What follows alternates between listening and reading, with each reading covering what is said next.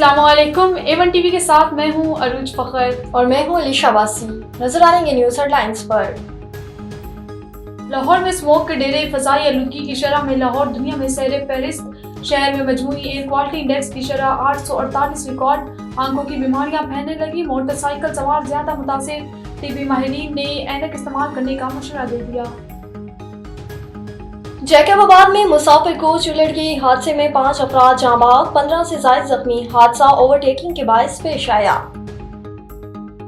Forces को किसी भी शख्स की गिरफ्तारी का इख्तियार देने का फैसला।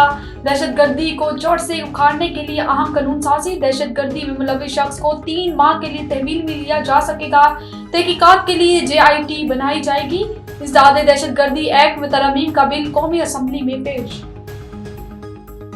सुप्रीम कोर्ट में जजेस की तादाद 25 हो गई। JUI और PTI की जजों की तादाद बढ़ाने की मुखालफत। हामिद खान बोले, मर्सी के फैसलों के लिए तादाद बढ़ा रहे हैं। कामरान मुर्तजा ने कहा कि कास्ट लिस्ट देखकर पता चलता है, जजेस की तादाद मसला नहीं।